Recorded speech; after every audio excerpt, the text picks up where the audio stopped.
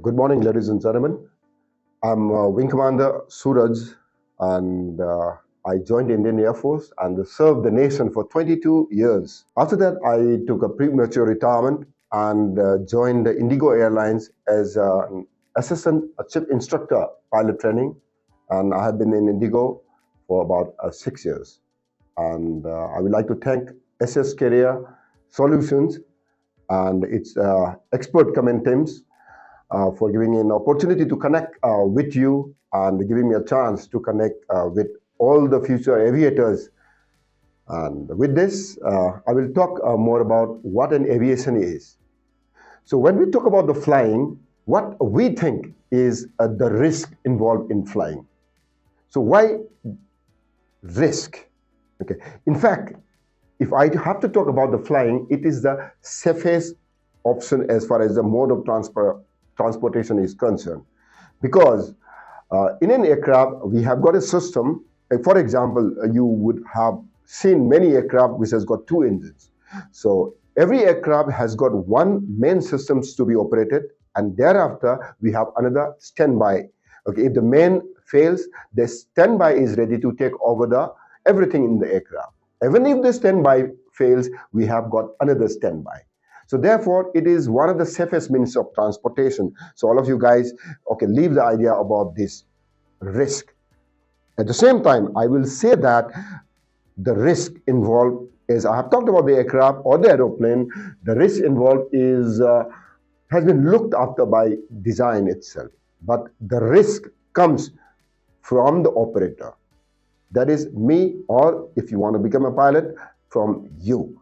So when I'm sitting here in this room, my ground speed is 0. I'm not moving, so I'm not exposed to any kind of a risk.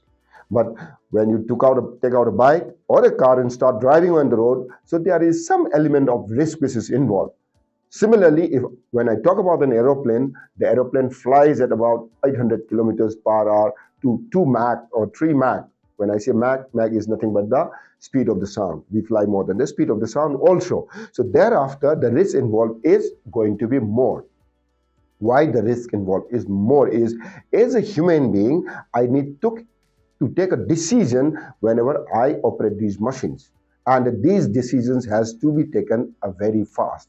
So what we require as an aviator is to take the correct decision at the correct time, at the shortest possible time. That is where we talk about the risk involved. So I have to be capable of taking this kind of a decision at a very high speed.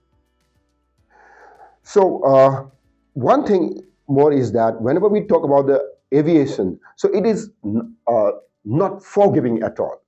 So any mistake which I do as an aviator, there is no scope of forgiveness in this. Because the very fact that my life is involved, I'm going to be operating this aeroplane. So the first thing which will go is my life. And apart from my life, I have got hundreds of people who are sitting behind me. So their life is at risk because of me. So every aviator has to be very, very serious about their job, what they do. As on the lighter side, as an aviator, I say that it involves a lot of glamour for you. As far as the glamour is concerned, I don't have to mention about that. You might have seen the Top Gun movie just a couple of months back. So how the aircraft is being flown in that, it involves a lot of glamour. And as far as the airline pilots are concerned, anytime you go to the airport, when you see those captains walking around, and you feel like becoming one of them. So I will, in today's talk, I'm going to be talking how to become one of them. There are two ways with which you can become a pilot, or you can say that, okay, pilot as a career option. One is through the defense, and another is a civil or a commercial pilot. I will talk about the defense first. When I talk about the defense, the first and foremost thing what we keep it in mind is that I get an opportunity to serve the nation. Such a pride, isn't it? So such a pride in wearing the uniform.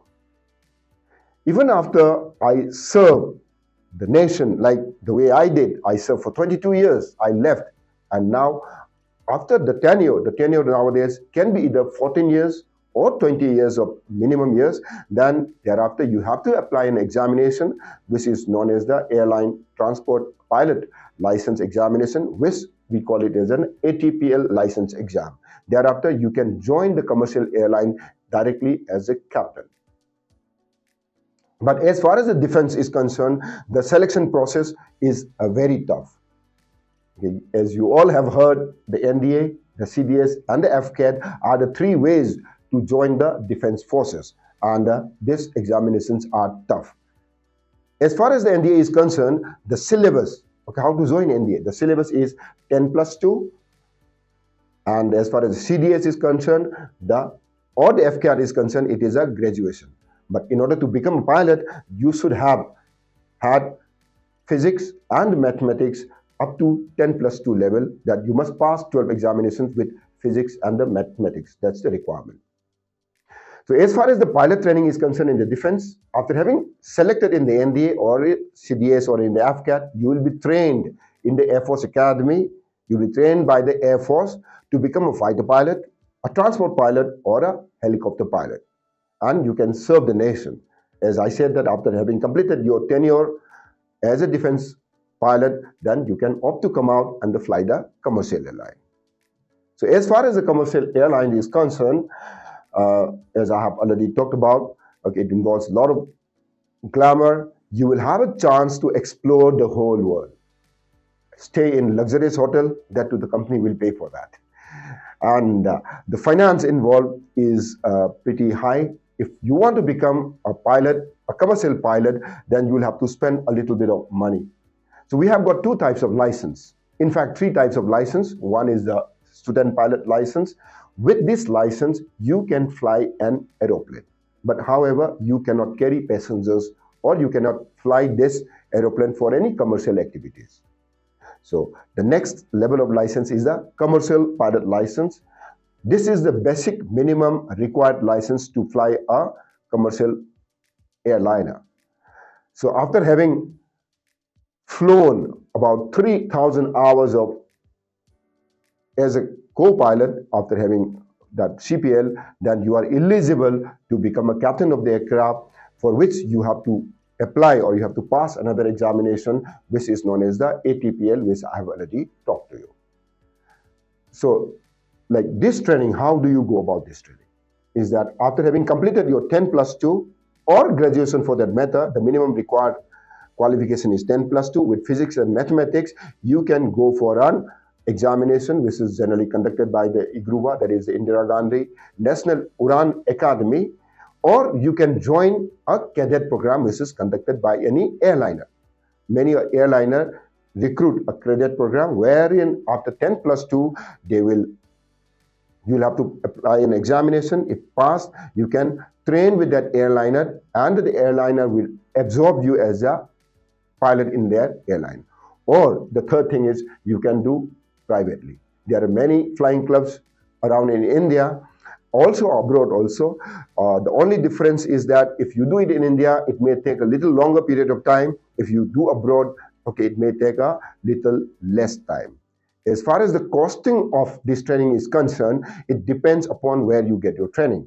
If it is India or if it is abroad, the cost will be about 30 to 40 lakhs in order to get the commercial pilot license.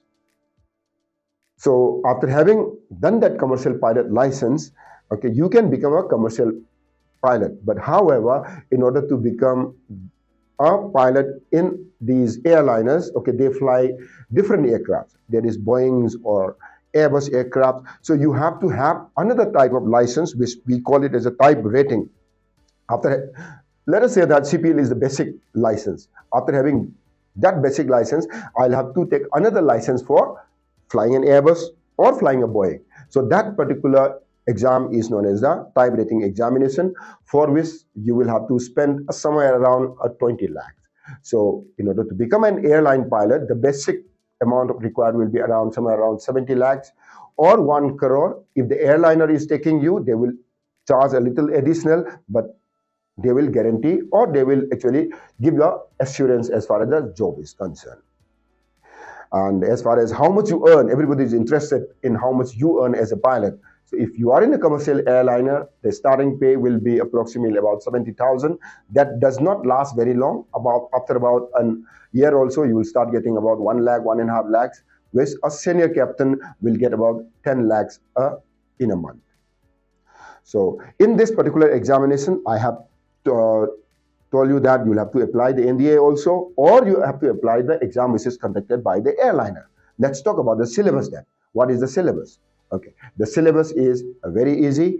If you talk about the NDA, it is the syllabus up to 10 with physics, mathematics, and the English, science subject plus the English.